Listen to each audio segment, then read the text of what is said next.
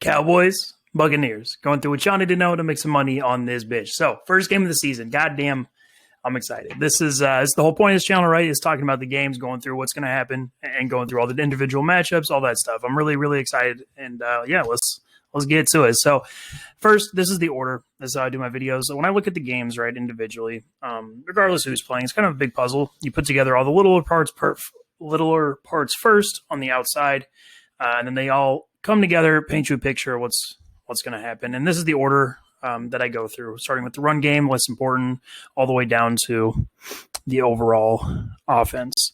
Weather is an important thing to remember, not relevant at this point in this game. Looks like it's going to be fine, maybe some light wind, whatever. If that changes, we can talk about that.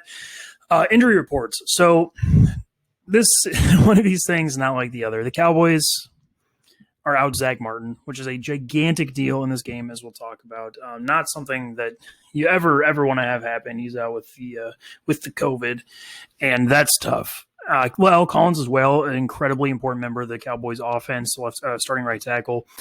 Looks like at this point he's going to play. I was more worried about it before. Still not guaranteed, and there is a very large drop-off to his backup, given how good La'el Collins is. But at this point, I think it's probably safe to assume he's going to play.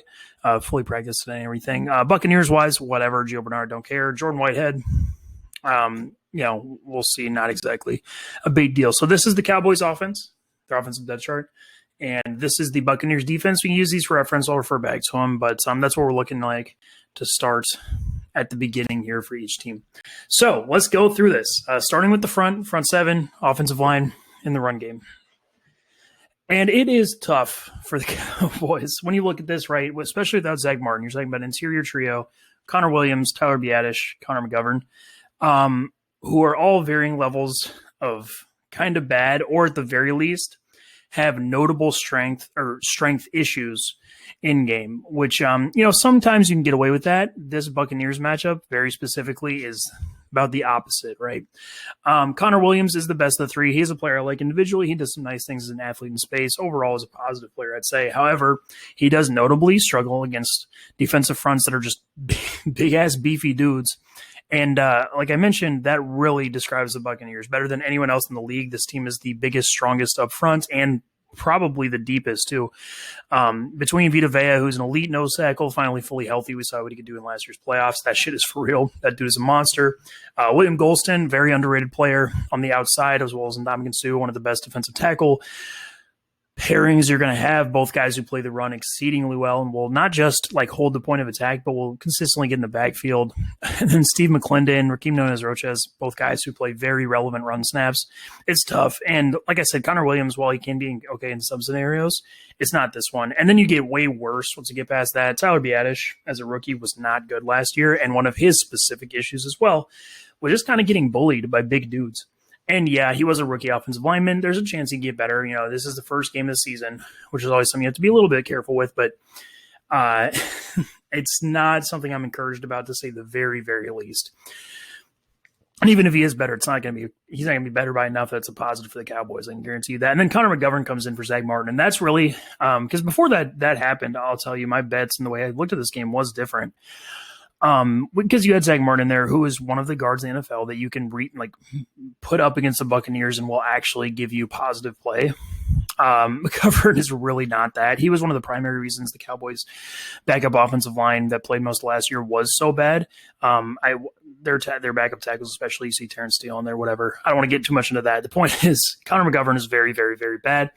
And he shares some of the same issues as far as he will not be able to stand up and keep the line of scrimmage against these Buccaneers defenders.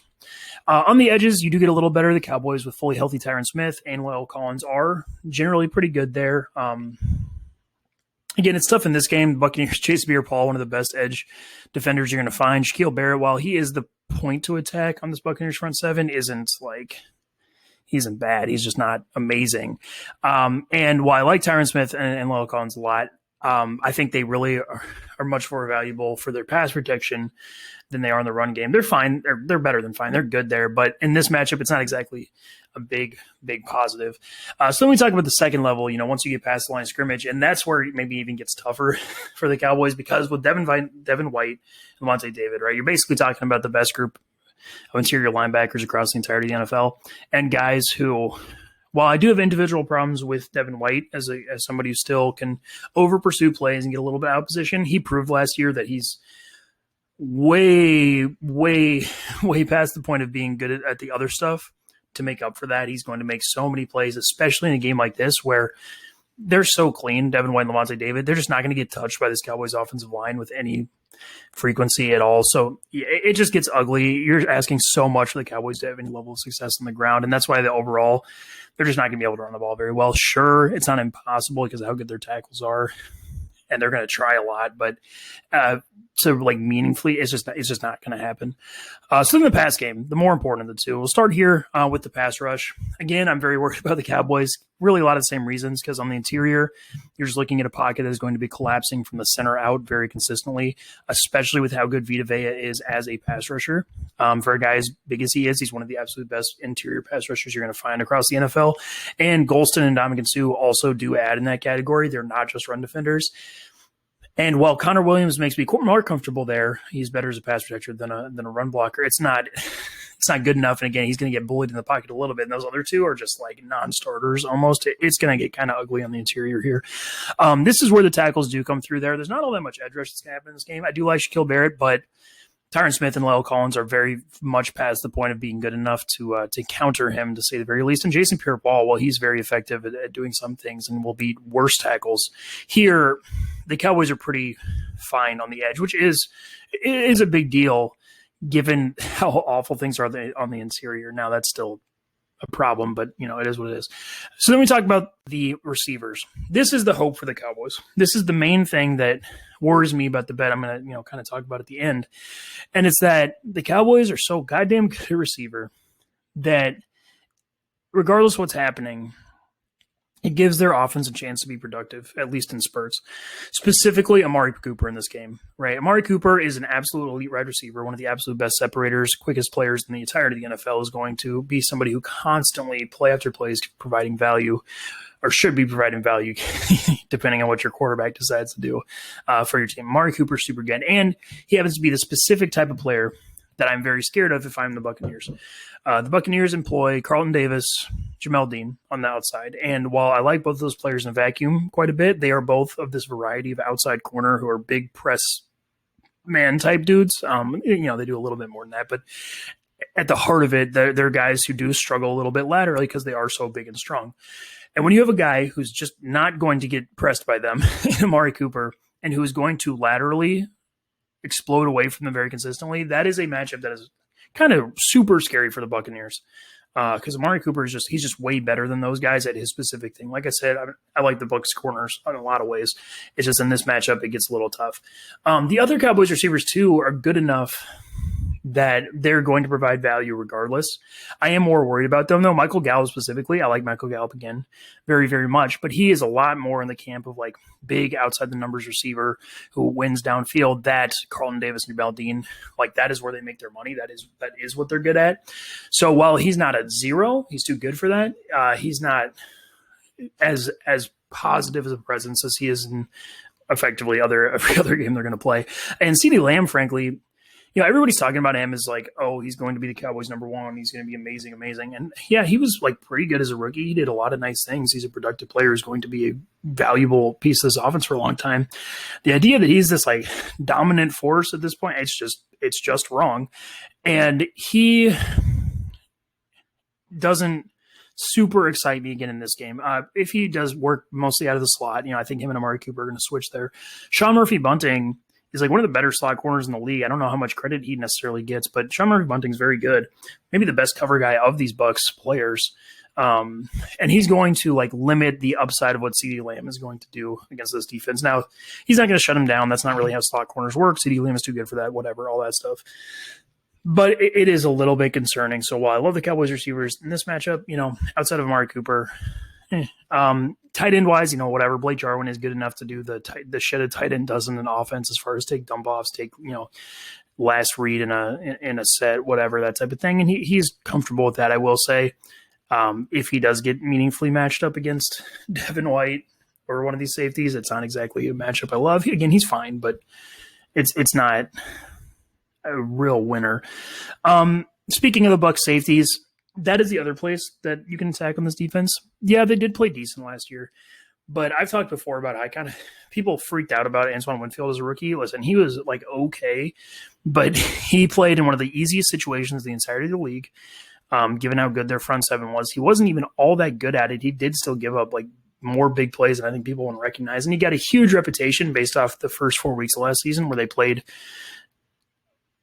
0 teams who threw the ball past 5 yards down the field, which makes you look pretty good as a deep safety. So whatever. I'm not trying to. I'm just saying that as a downfield like coverage guy with how good these Cowboys receivers are, that is a little bit worrisome. And the same like double for the other spot, whether it is Jordan Whitehead or if he's out Mike Edwards, who actually functionally are the same player, funny enough. They are successful. They'll help in the run game, but as pass defenders, again, with the talent the Cowboys have a receiver, I do get a little bit worried as we go down the field. As far as the Buccaneers scheme goes, it's a fairly straightforward coverage situation. They play a lot of like bump and run on the outside and that type of thing. They don't do all this crazy stunting with their coverage places that other teams do. They do blitz super, super heavily. And what I'm talking about is the way that this affects Dak Prescott. We're into that part of the video, the important part really, that how does Dak deal with this defense? Because again, everything comes down to the quarterback. And frankly, I'm not all that worried about him with what the Bucs do schematically. He's shown that he makes very quick decisions at the line of scrimmage very frequently. That will help him against a team that blitzes this heavily. And while his options are outstanding at that point, between especially Mari Cooper again and CeeDee Lamb, there is enough there for me to be like, yeah, he can make good, quick decisions to move the ball. And that is encouraging. So overall, this past game, it's actually not impossible for them to have spurts of success. Now, as far as consistency goes, I think you're really, really going to struggle because of how bad the interior is going to be with pass protection and how limited the high end of the grouping of receivers is here. The Cowboys are very dependent on having multiple options that Dak Prescott can exploit between their different receivers. He's a player who very much targets stuff pre-snap, and he's good at it, but that style of quarterbacking does get limited when you don't have a bunch of guys winning, when it's mostly just Amari Cooper winning in a way that like wins your team games here. So I do want to mention that, but that's being a little too negative because with how good the edge protection is and how talented these receivers are with the Amari Cooper matchup, like there are real ways for the Cowboys to have success on any given drive in this game. So overall, I have them at 10 to 17 points, which that's tough now, but please remember how good this Buccaneers defense is. And like I said, with how bad the interior is probably going to get without Zach Martin in this game, it's tough. It's really tough. And also, I need to talk about in the red zone too. Again, without being able to really run the ball, yeah, Dak should be fine. He'll help there and everything, but it's not this ideal circumstance. So on the other side of the ball, this is the Buccaneers offense. Everybody fully healthy, return all the starters unbelievably from a Super Bowl team, whatever. It's like the first time it's ever happened. And this is the Cowboys defense. Now there's a lot more changes here. And a lot of them are positive, actually, given the status of the Cowboys defense last year. However, it's still not necessarily ideal. So let's go to this side of the ball. Run game first. That could get kind of tough. On the interior, right, is where the Buccaneers have a huge advantage. One of the absolute best guards in the league, Ali Marpet, one of the best centers, Ryan Jensen, and a player in Alex Kappa who I think, frankly, Aaron Stinney should start, whatever. I'm not going to get into it right now because he's not. Alex Kappa is a guy who's going to function well in the run game, especially in this scenario, because the Cowboys' interior defenders, you're talking about 2 rookies, not even like high-round rookies. Brent Urban, who's more of a pass rusher and is a guy I like, but not a full game impact guy. And Carlos Watkins, who was like a reasonably good run defending 3 technique with the Texans for a while. I don't know. I mean, it's not something I can guarantee because we haven't seen how good or bad these rookies are, but I'm not encouraged. And with how good the Bucs on the interior, they're going to have advantage. What's nice for the Cowboys, though, on the edges is that Cowboys are fucking good there in run defense. DeMarcus Lawrence is one of the elite players as far as a run defender in the league. He's not quite at the top the way like a Cameron Jordan or something like that is, but he's very good at it. And Randy Gregory, too, is a very similar player to him, and while he's not as like elite, he's still an absolute positive. And they have some relevant backups. Terrell Basham is a player I like quite a bit, underrated signing. And Dorrance Armstrong, even as far as a run defender, is a fine player in your rotation. And when they're going against the Bucs tackles, you know, they're probably going to be okay. Like I like the Bucs tackles a lot, but Donovan Smith especially is not. He's more of a like a line of scrimmage dude. He's going to double team okay and lean on people, which isn't all that much of a value add against these Cowboys. And Tristan Wirfs is very, very, very good, but he's not like, a bulldozer of elite proportion at this point. He's just somebody who's going to win at the line of scrimmage and be really, really helpful. So it is still a positive, but with how good the Cowboys' edge play is, I will say I do think the upside of this Tampa Bay running game is pretty limited, especially given the second level stuff, because the Buccaneers, right, they don't run anything cool or fancy or good. They're not doing, what the Rams 49ers are as far as adding value to their running game. They're pretty straightforward, like head down, power run right at the line of scrimmage, which is a shitty thing to do in the modern NFL, but it can work in certain situations and it'll be okay here. But the upside I think is really limited because of how these Cowboys linebackers play. Jalen Smith, Lane Vander Esch are guys I have issues with, certainly individually. But their specific play style, which is similar to one another, helps a lot here. And what is that? They're very slow playing, read and react linebackers who are very, very infrequently of their own volition going to make plays at the line of scrimmage. Sure, if they get sent on blitzes and stuff, they can look good because they're good athletes, but mentally they're just not there with that. But what they do well is they don't go crazy, run the completely wrong direction. And they use their athleticism to, once they see what's happening in front of them, clean up the play and make the tackle, 5 yards down the field. Now, that is not all that useful, right? Because you're still giving up 5 yards of carry when you do that. But it really helps with not giving up 20-plus yard carries, which is something the Buccaneers kind of depend on running the ball wise. Because with that big power rushing scheme, like I said, they're not adding a lot of value there. And then Ronald Jones, Leonard Fournette are dudes who, specifically Ronald Jones, he's just the way better of the two. Is a guy who needs to be explosive down the field to really be useful. And if he's not breaking, one of his long runs with his big, strong legs, he'll go down pretty frequently. Whatever. It's not that big of a deal, but I will say I don't really like the upside of the Bucs run game, which is nice if you're a Cowboys fan compared to what you're used to. As far as the passing attack goes, it is better for the Cowboys because the main thing here, right, is we're talking about just a fucking brick wall in the middle. I mentioned I do like Brent Urban, and he is a fairly useful pass rusher.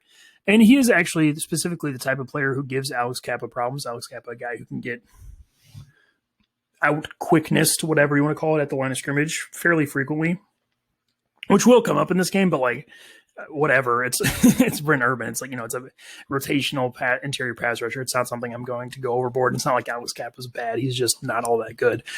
On the edges, it's more of a neutral situation there. Again, I like Donovan Smith and I like Tristan Wirfs quite a bit, but I will say that the Cowboys guys are the type of players that give them trouble. If you remember the Bears game last year for the Buccaneers, that both of these tackles can get bullied is too strong a word, but can get shoved back a little bit in the pocket more than you want, especially, Tristan Wirfs. Tristan Wirfs, he's still very, very good, and it's not like that shit's an issue. But I'm just saying he's not perfect, which is a key to remember when you're talking about how this offense functions. So between how good DeMarcus Lawrence and Randy Gregory are, and the specific skill set of Terrell Basham, who is an actual relevant speed rusher, and somebody that I think could get around Donovan Smith given time, there is enough edge rush here for me to care about. Problem is, again, with nothing on the interior, it gets kind of lost in the wash, but we'll get to that. So next, right, we're talking about the receivers. And this is a unique one because this is where I'll talk about how I have my issues with the Bucs receivers that I need to clarify at the beginning here. And that is Mike Evans and Chris Godwin specifically, and that they are not all that good about getting separation in their routes.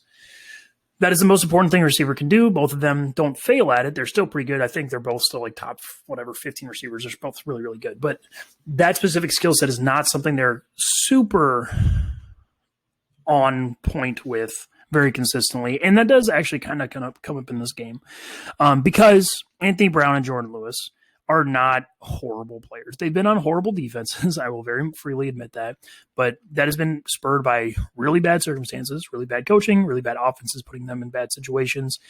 And while neither of them are all that amazing individually, especially Jordan Lewis is somebody who I'm like, he can competently stick with dudes down the field, which is how you affect Mike Evans and Chris Godwin, I got to say, because it's not like those dudes are going to be running in acres of space with these dudes chasing them. Now, that's about where their usefulness ends. But that is at least a start. Now, Trayvon Diggs, he's more of a unique case. I think he did a lot of things as a rookie that I actually think were, well, not a lot. He did some things as a rookie I think were pretty good. There's, I think, a chance that he gets significantly better this year. He gets tough, though. He's a player who's more dependent on being physical, on being tough at the line of scrimmage, and sticking closer with dudes as opposed to like hovering around them the way that Brown and Lewis does. That's where especially Mike Evans gets you. Right, so this is where I'm going to jump back to their Bucs receivers, because despite the problems I mentioned at the beginning, they're both also very good at specific things that keep them as elite receivers. Mike Evans, being that he will just fucking body any type of physical corner that isn't Jalen Ramsey or Stephon Gilmore effectively that tries to cover him. He's just going to fucking eat them alive. And then Chris Godwin, he's like effectively the best, as far as I'm concerned, run after the catch wide receiver in the league. Is so fast and big and strong, and he has really good whatever. Chris Godwin's amazing at it. And that comes up here, those specific skill sets, because Mike Evans does still scare me against those little dudes down the field. Now, he's not all that amazing at actually making contested catches, which is a whole thing I don't necessarily – well, no, it's important to get into. Yeah, Mike Evans gets very overrated in that aspect. He can moss people for sure. Which is like kind of the case here. He's very good at tracking the ball and making that type of catch. But what I'm referring to is like the type of things that you commonly associate with like a tight end, as far as like using his body to shield somebody on a curl route, that type of shit. He's pretty bad at it actually, which does matter here. Whatever, it's not that big of a deal. I'm just going to mention that. But he still scares me down the field against these little corners. And then Chris Godwin specifically, because while these dudes, Anthony Brown, Jordan Lewis, are good enough to like run with him in routes, once he catches the ball, because of the physical mismatch, I think he's really kind of a disaster for this Cowboys defense as far as a guy who's going to catch the ball, break some tackles, and end up hurting them. And then you get to Antonio Brown, and they just can't cover Antonio Brown. Antonio Brown's just kind of uncoverable in general. He's the best receiver on this team. He's the best separator on this team by a large margin. And that's going to show up in this game because no matter how competently they cover the other two over the course of a beginning of a play, Antonio Brown's just also going to be open. Tyler Johnson, Scotty Miller as well, your fourth, fifth receiver are wildly useful. Johnson's a guy who can separate even from the Cowboys' top guys. Scotty Miller is good enough to be a deep threat, all that type of shit. At other spots, Gronk, whatever. The Cowboys actually do have athletes to match up with him between Jalen Smith, Leighton Vander Esch, and the safeties. He's still going to be useful. He's still Gronk. He's still a guy that's going to run routes in the offense, and it's not like teams commonly, stick man-on-man with tight ends. So I'm not going to take that away from him, but don't expect, super usefulness for him. Cam Brate is actually just a better player who could beat those guys. How much is he going to be involved, we'll see, but he's still there, and he's still probably going to be useful. So then we talk about the safety play, and this is something that I think is really important to bring up here because I've kind of been negative about the whole thing, but something that's really important to remember with the Buccaneers specifically is that with Arians, they're going to fucking chuck the ball down the field over and over and over again to a crazy degree, and Tom Brady's comfortable doing that. It's going to lead to real positive results, as I mentioned, with Chris Godwin catching the ball, breaking tackles, with Mike Evans making catches down the field, all that type of shit. It's going to be positive, but I will say that the Cowboys do have safeties who work perfectly in there. Damontae Kazee, who comes over from the Falcons, is dope. That dude's very good. And he is the exact type of player that gets in the way and interferes with what the Buccaneers attempt to do offensively. He's super rangy. He's a free safety. He has legitimate ball skills. He reacts quickly. He does a lot of stuff that's really smart, really, really good. Damontae Kazee is a very good player who works in this game especially well. And Malik Hooker, they bring in, hasn't played a ton since I've really been doing this full football stuff. So I'm not exactly comfortable talking about him, but he has still played enough for me to be fairly impressed with the zone instincts he's shown. And theoretically, he's the exact type of player that I was just talking about in KZ, who matters as a down the field true free safety that gives the Buccaneers problems. How much is going to play? How much is going to be relevant? We'll see. But that is to note to keep this Bucs offense from going crazy. They have two players, well, one for sure, who exists in the exact spaces that the Buccaneers tend to struggle with if there's a good player there. all that shit being said, I still have them 28 to 35 points, right? Just with the struggles of the Cowboys offense to consistently retain the ball, and with the Buccaneers having no real concerns with the Cowboys defense, right? There are things that make me say, oh, they're not going to destroy them. But outside of like, I don't know, maybe the DeMarcus Lawrence, Donovan Smith thing, it's just not good enough from the Cowboys' perspective. And over the course of the game, the Buccaneers are going to end up scoring touchdowns, especially because they're so good in the red zone with Tom Brady, who's one of the best weapons you're ever going to find in that area of the field, as well as Chris Godwin and Antonio Brown, who win consistently in that area. So betting lines, Tampa Bay right now favored by 8. The money lines there you see in the over-under set at 52. And for me, listen, before with Zach Martin playing, there was enough from the Cowboys offense for me to be a little trepidatious about assuming the Buccaneers are going to win. Without Zach Martin, that's kind of out the window. The Cowboys are just in like this almost untenable situation with their interior offensive line, and it's going to get ugly. And while I don't necessarily think this is going to guaranteed to be a blowout, hence me not being super strong in the Buccaneers -8, though that is still the side I'm on, the Bucs are going to win this game. But yeah, so why am I not super strong on that -8? Cowboys just, the Amari Cooper thing is so good in this matchup, and Dak plus really good tackles. We'll see. There's a chance they're better offensively than I'm giving credit for. I don't think it's all that likely, though, so still comfortable with it. And I'm definitely on, the under 52, which is going up because while these two teams are probably going to be very good offensively through the course of the year, as far as these specific matchups, the Cowboys could really struggle, might not get out of, the like 10 range. And for as good as the Buccaneers are, they will likely still have some turnover problems with how good the safeties are. I mentioned that. I think that is an important thing to remember. And as a consistency-based offense, they're not somebody who like necessarily always scores touchdown because they just take too many chances down the field, which eventually don't go right by virtue of what you're doing. So whatever, but I still like the Buccaneers a lot in this game. But that is the first game preview. Many, many more to come. Very excited.